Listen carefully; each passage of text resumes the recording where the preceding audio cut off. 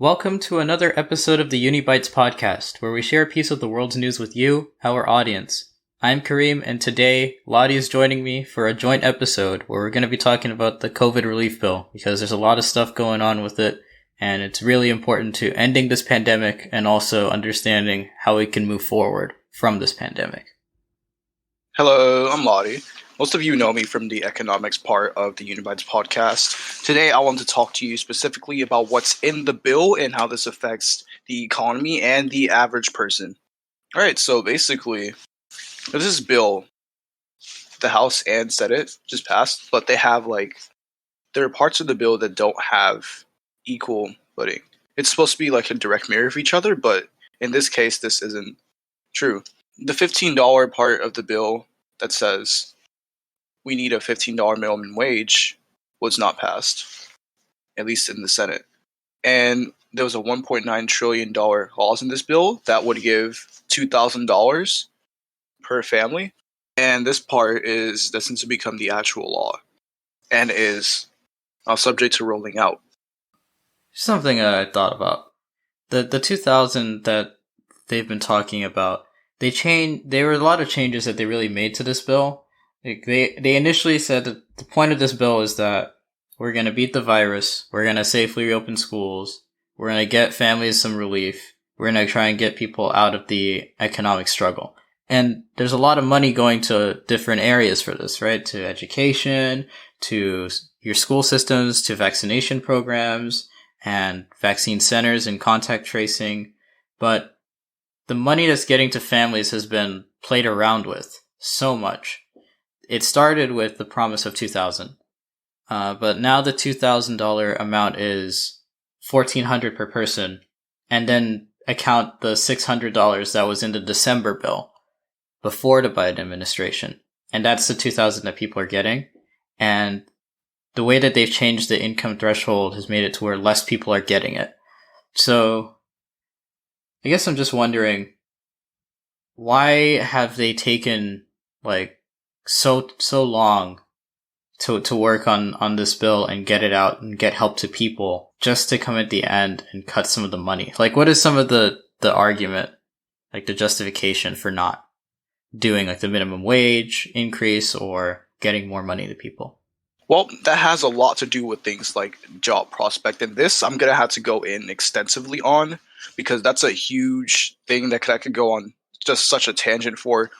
Essentially, the argument, at least in the Republican part of the argument, states that, the general just acceptance of this part is that a $15 minimum wage will put small businesses out of business, and an economy that's already booming or starting to grow back up does not need a $15 minimum wage. And this is the part where I do get a little biased because, in my opinion, this isn't true because a $15 minimum wage would influence the market in many ways, as you are going to see, as I explained in this episode of the podcast. That things such as the Federal Reserve come into this, and a $15 minimum wage would just counteract what the other part of the government that we don't even think about is trying to do. I think the thing is with the minimum wage is that they voted on it recently, and 8 Democrats also refused to add the minimum wage to the bill, including Kristen Sinema, Chris Coons, Joe Manchin, and other senators. The thing with this is that the Democrats had a really good chance to do this, and the justification is there. Like you said, Lottie, there is some economic analysis that says that increasing the minimum wage is really going to help us, and there's something even in the way that they drafted the bill that really makes you think, why didn't they do it? The name of the bill itself is the American Rescue Plan Act. And the point of this bill is that this country has suffered through this pandemic and there's underlying issues that have been exposed by it. So this act is supposed to help us get through the pandemic and get to a better point. There are economists that are saying that real GDP is not going to return to where it should be until 2025. Coincidentally, the increase for the minimum wage was only going to take full effect in 2025.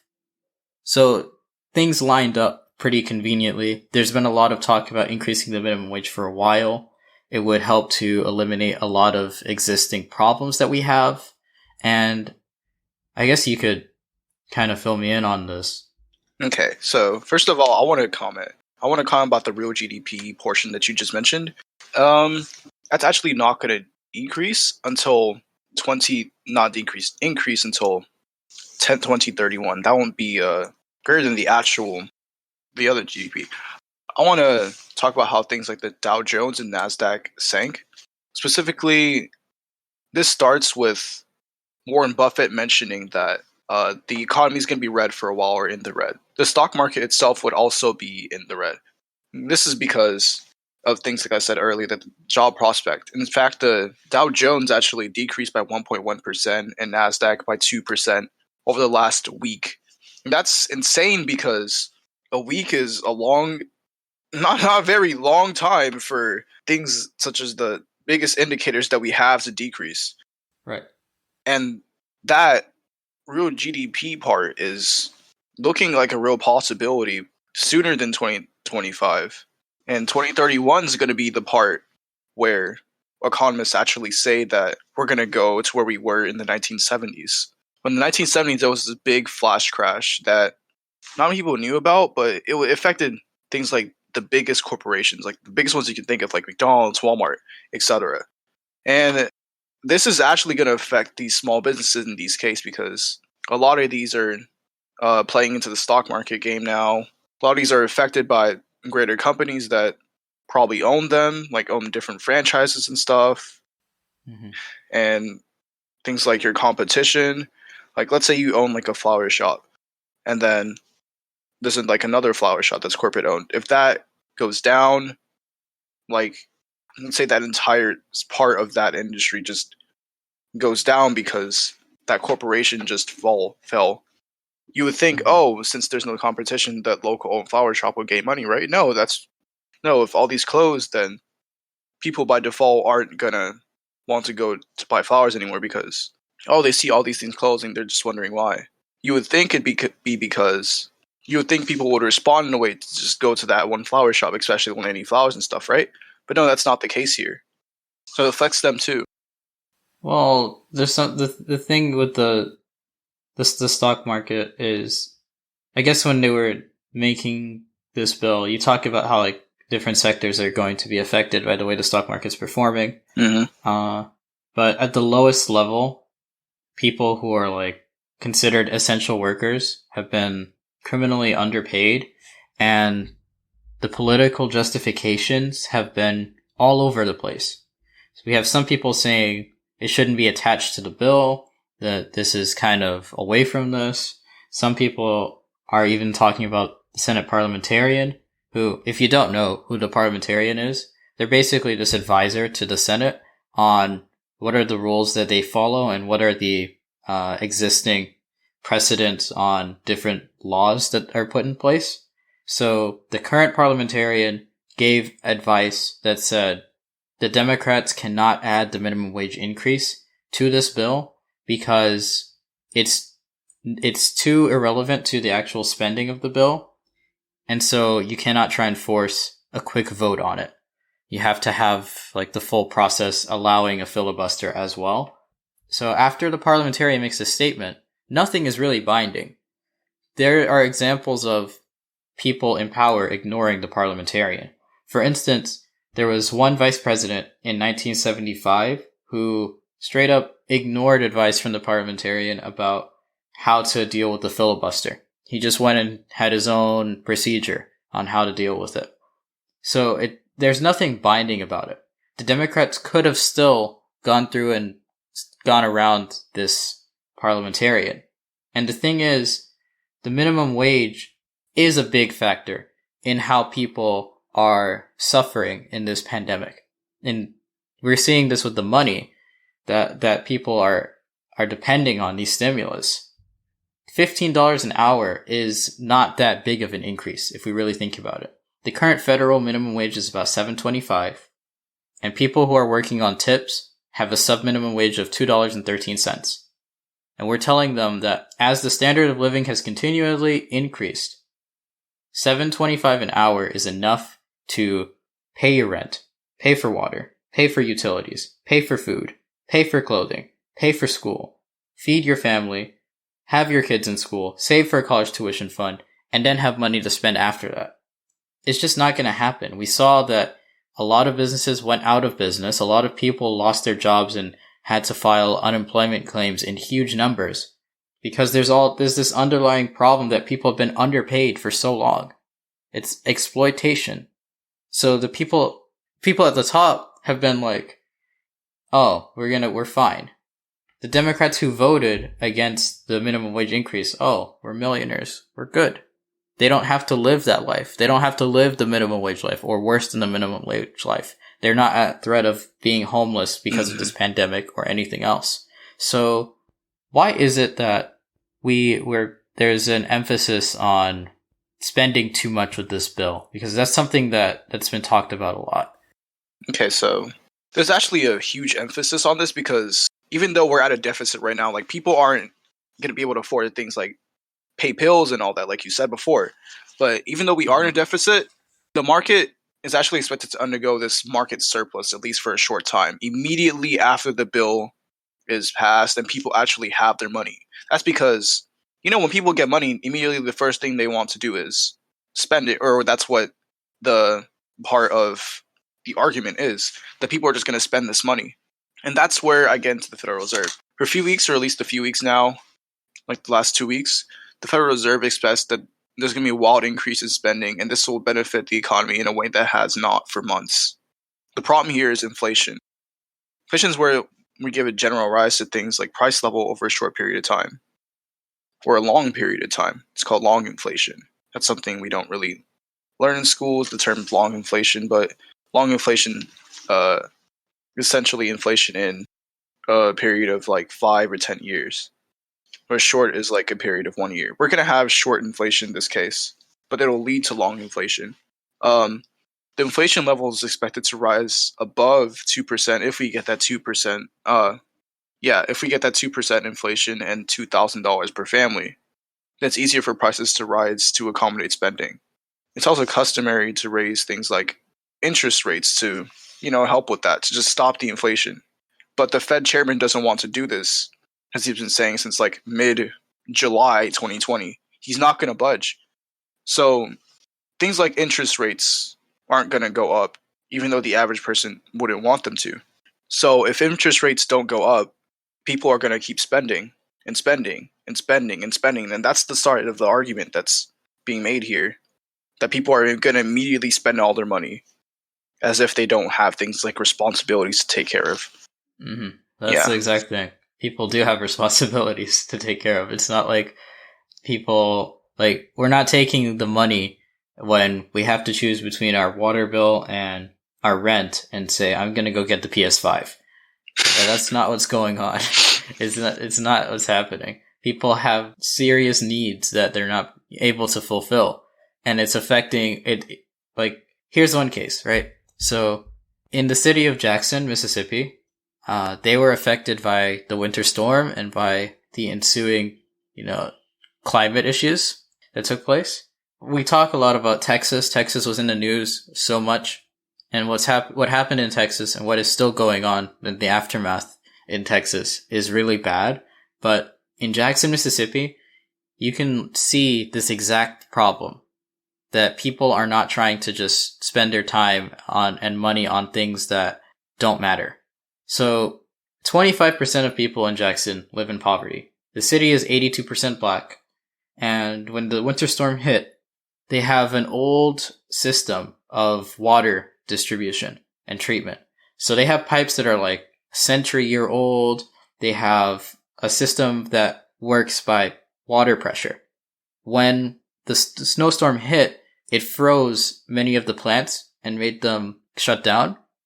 So when these shut down, they couldn't keep the water pressure the same, meaning that they could not distribute water to many people. And the majority of people who were affected were majority black.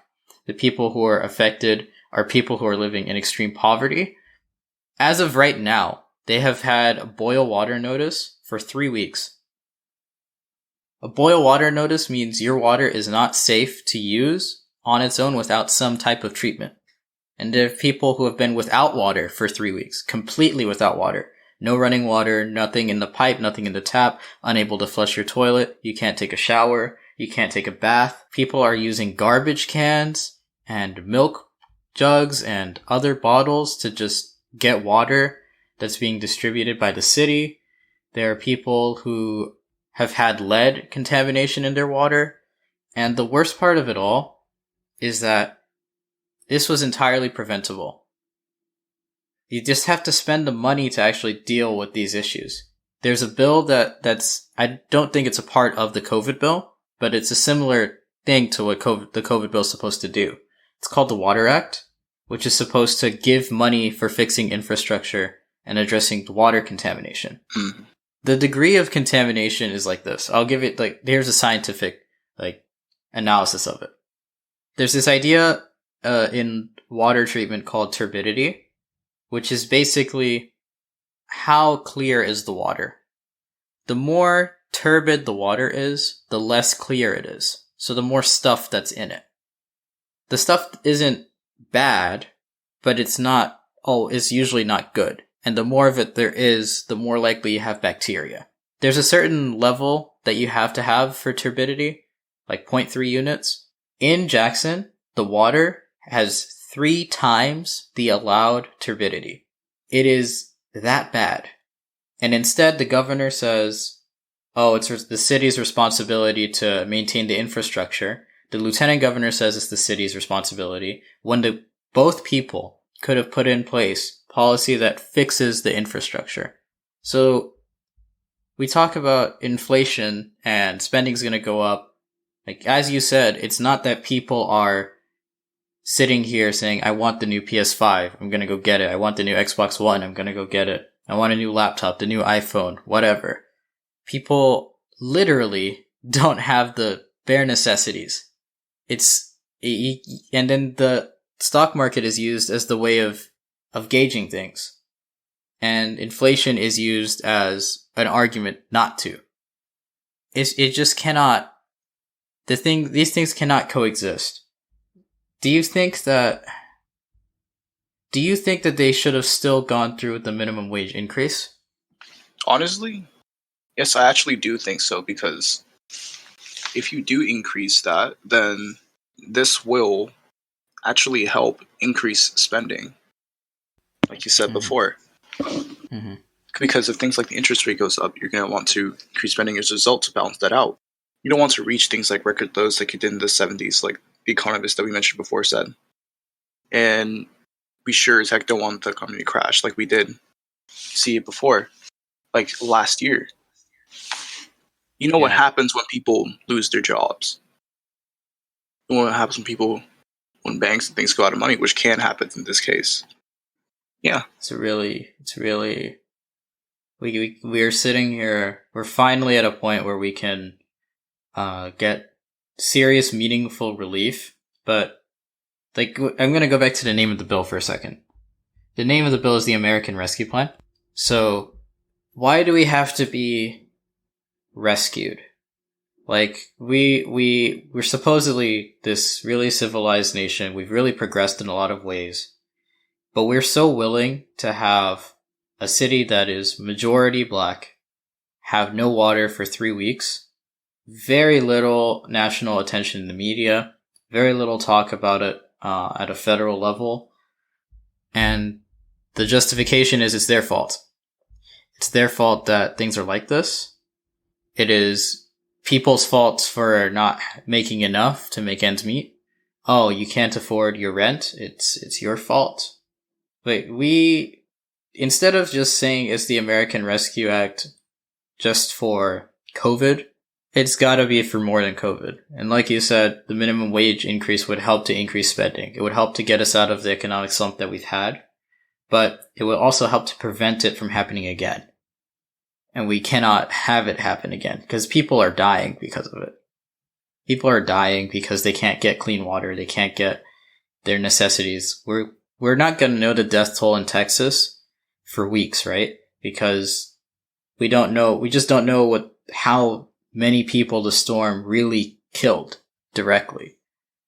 We just got a lot of problems that we got to deal with, and we need more economic solutions to actually address them, get to the root.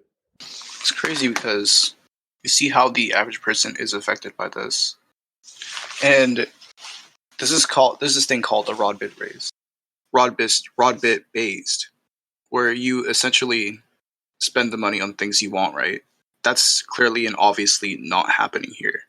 An increased interest rate does reduce things like disposable income and therefore does limit the growth in consumer spending. But different exchange rates can also go down in price, as well as inflation when things like interest rates increase. The places that you did mention in Mississippi and Texas will hurt from this for a little while. But if this does increase, or this doesn't even have to happen, that's the thing. This is completely preventable. If we do have that $15 minimum, then we don't need an increase in interest rates. Exchange rates in this case are like a matter of commodities like groceries, food, clothes, shoes, even houses. These are prices that can go down if we do have that $15 minimum. You won't be able to spend as much to get like what you want if things like interest rates go up. And you have that balance. Can you say that point one more time? Literally, exactly what you just said one more time. You won't be able to spend as much to get what you want. So, like, you said it. Like, this is the counterpoint is, people are just gonna take this money and spend it on random things that they want and wants and desires. But as you've been saying, the commodities that will be affected by changes in inflation are necessities as well. Yeah, groceries, food, shoes, clothes, houses, everything. Like everything that you see and touch that you buy monthly or weekly or yearly or lifetime, it's all going to be affected by this. It's very true. Really, this money, in my opinion, is things like working families who got laid off. People who can't afford to pay things like health bills. People who are behind on rent and things of that nature. In a small way, increasing the interest rate in a pandemic is actually a good thing because no one likes inflation in this case. Yep. We don't like it. We don't like it, and we're not sitting here to say responsible spending is pointless. Let's just spend all the money we want on federal policy and just raise the deficit. Republicans were in power for a whole year. They had the Senate. They had the presidency. They could have worked with the House to provide more relief to people and spend money more wisely. Instead, the time that they spent was on big tax cuts, where if you quantify the amount that they put in tax cuts, it's actually the same as the $1.9 trillion that Joe Biden is putting in this bill. So we really need to take this bill as, it's relief for people, but it's not perfect. They could have done the minimum wage increase, but they let politics get in the way. And like Lottie has said, there's economic justification for increasing it. And it makes sense to put it in this bill because what causes this crisis and makes the problem worse is people being exploited and underpaid. While people at the very top in the 1% are making huge sums of money, people who are struggling are being evicted, are being made homeless, are being food insecure. There's like 24 million people in the US who are food insecure. They cannot be sure where their next meal is going to come from. In a country that has so much food and so many resources, it's just all taken at the top and kept at the top. The 8 Democrats who voted with the Republican Party to not put the minimum wage increase in are all millionaires, and their combined wealth is really, really high. Imagine if you took that wealth and distributed it to people who are in these low-class conditions, people who literally don't have water like in Jackson. You'd be able to save a lot of lives and help a lot of people. And I guess as a final thought for this episode, really think about the policy that you want, because people in power spent their time trying to get votes and solicit votes and tell you that these are the things that we're going to do for you. If you vote for us, you need to vote for us. You absolutely have to vote for us.